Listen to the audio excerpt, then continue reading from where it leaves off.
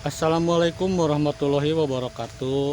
Jumpa lagi dengan saya Mergo Karaharja. Di video kali ini saya akan mengulas sebuah kesenian tradisional, yaitu seni ebek kuda lumping. Sebetulnya dari mana sih kesenian ini? Nah, di sini saya akan mengulas asal-usul kesenian tradisional ini, yaitu seni ebek kuda lumping. Seperti apa keseruannya? Saksikan aja ya videonya.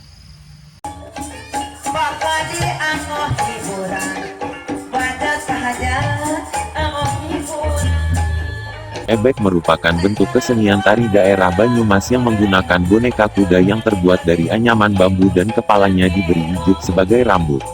Tarian ebek di daerah Banyumas menggambarkan prajurit perang yang sedang menunggang kuda. Gerak tari yang menggambarkan kegagahan diperagakan oleh pemain ebek. Ebek atau kuda lumping Banyumasan. Diperkirakan, kesenian ebek ini sudah ada sejak abad 9. Tepatnya ketika manusia mulai menganut aliran kepercayaan animisme dan dinamisme. Salah satu bukti yang menguatkan ebek dalam jajaran kesenian tua adalah adanya bentuk-bentuk intrans, kesurupan, atau wuru.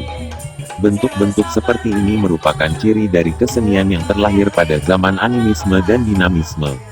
Selain itu, ebek dianggap sebagai seni budaya yang benar-benar asli dari Jawa Banyumasan mengingat di dalamnya sama sekali tidak ada pengaruh dari budaya lain. Berbeda dengan wayang yang merupakan apresiasi budaya Hindu India dengan berbagai tokoh-tokohnya.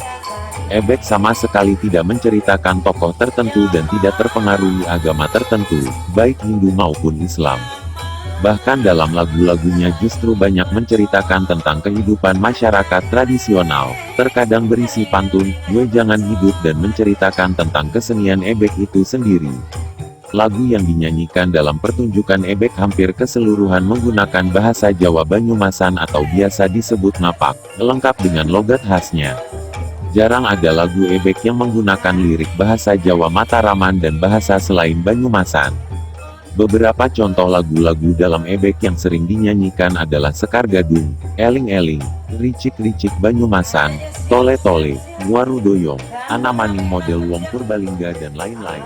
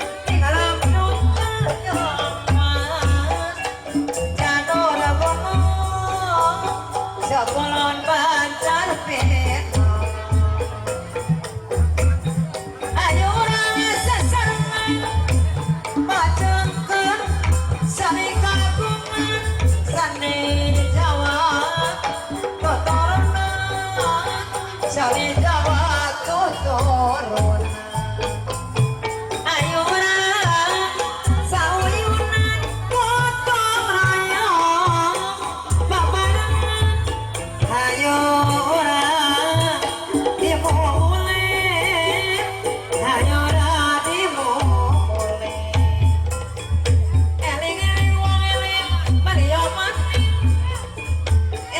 Di dalam suatu sajian ebek akan melalui satu adegan yang unik yang biasanya menjadi acara pamungkas dalam pertunjukan ebek.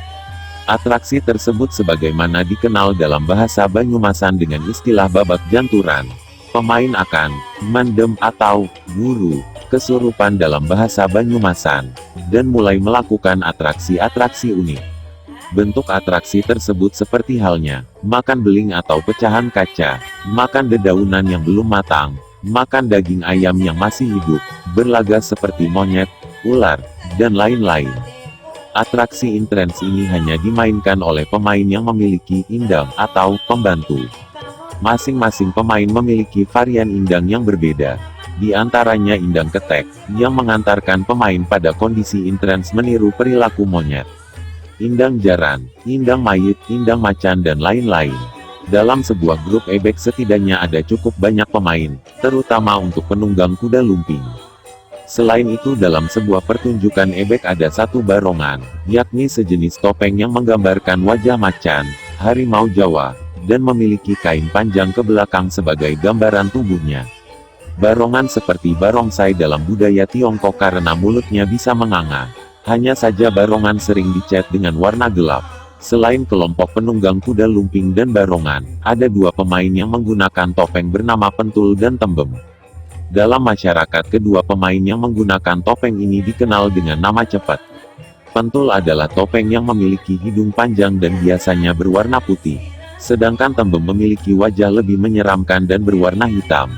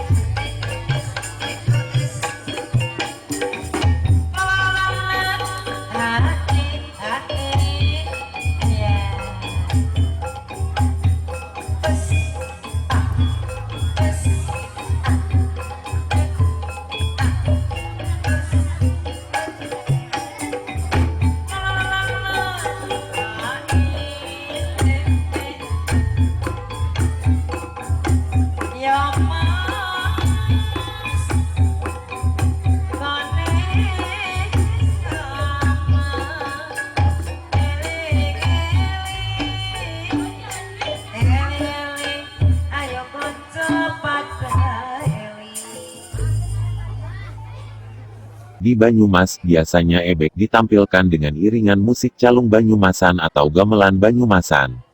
Nayaga atau pengiring sudah menyatu dengan para penarinya. Awalnya memang pertunjukan ebek biasanya diiringi dengan alat musik yang disebut bende. Alat musik ini memiliki ciri fisik seperti gong akan tetapi berukuran lebih kecil terbuat dari logam. Kemudian peralatan musik lain adalah gending Banyumasan pengiring seperti kendang, saron, kenong, gong dan terompet.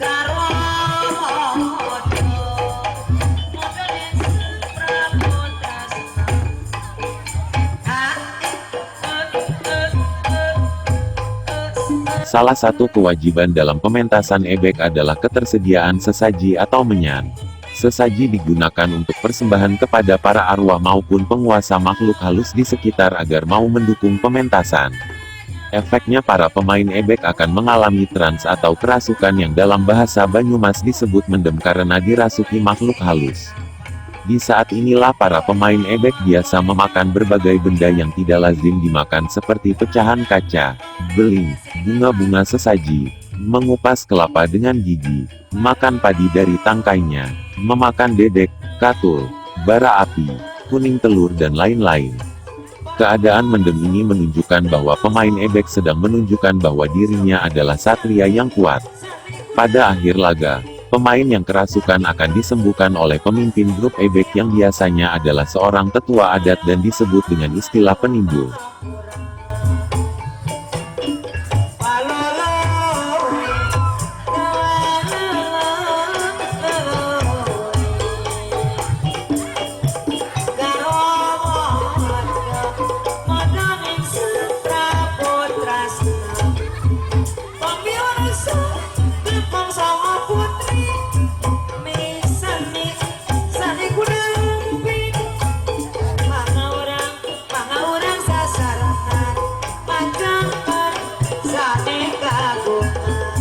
Perlu diketahui bahwa tidak hanya pemain ebek saja yang bisa kesurupan.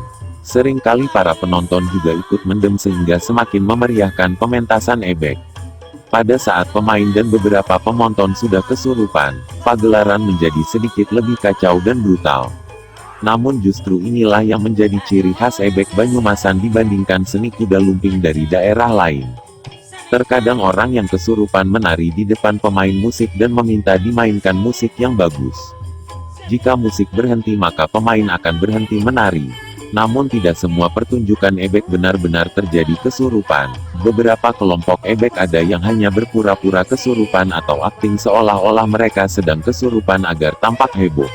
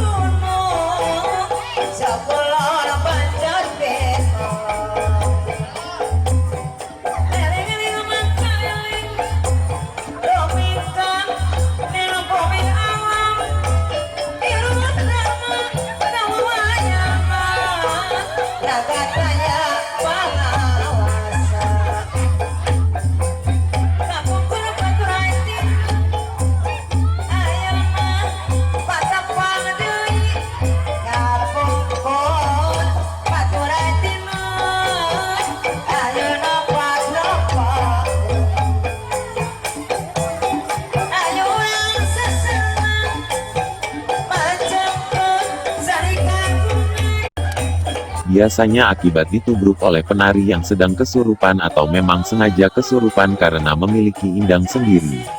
Hal tersebut sah-sah saja selama kelompok ebek yang bersangkutan memperbolehkan penonton untuk berpartisipasi, karena tiap kelompok ebek memiliki regulasi yang berbeda-beda.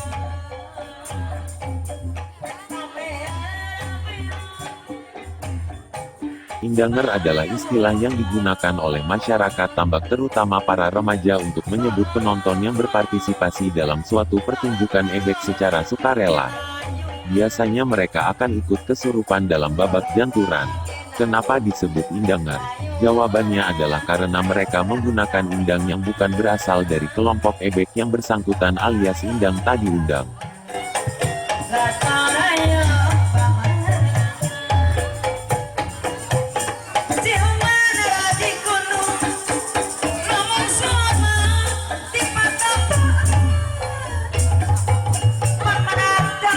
Para indanger tidak bisa berdiri sendiri. Umumnya mereka membentuk suatu perkumpulan atau komunitas karena harus ada orang yang jantur supaya bisa kesurupan dan menyembuhkan mereka nantinya. Biasanya kelompok ebek yang bersangkutan tidak bertanggung jawab terhadap indanger karena risiko ditanggung masing-masing. Selain sebagai penyemarak pertunjukan ebek, indanger kadang juga dimanfaatkan oleh beberapa kelompok ebek sebagai penari cabutan.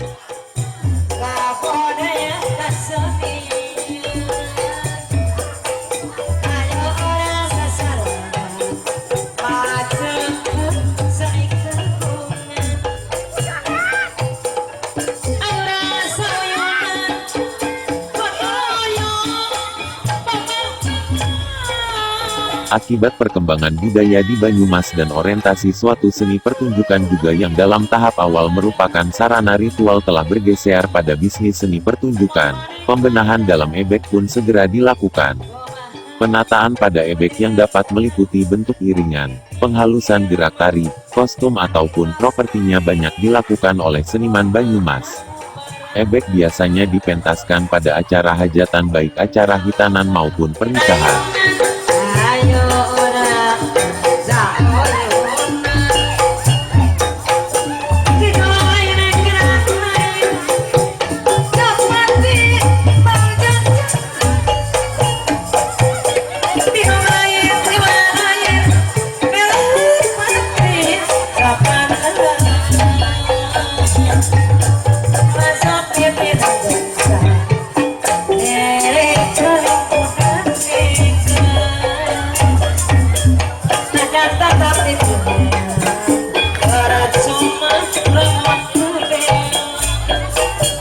Selain itu pada awal Sura atau Tahun Baru Jawa, ebek juga sering dipentaskan di berbagai daerah Banyumas, Cilacap, Kroya, Kebumen, Purbalingga dan Banjarnegara. Masih ada beberapa perkampungan yang masih sering mengadakan pertunjukan ebek di wilayah Karisidenan Banyumas seperti Mandiraja, Banjarwaru, Adipala, Pesanggerahan, Bajing, Jepara, Somagedi, Wangon, Aji Barang, Sumpiu, Padamara, Kebasen, Jatilawang, Binorong, Jetis, Sempor Gombong, dan lain-lain.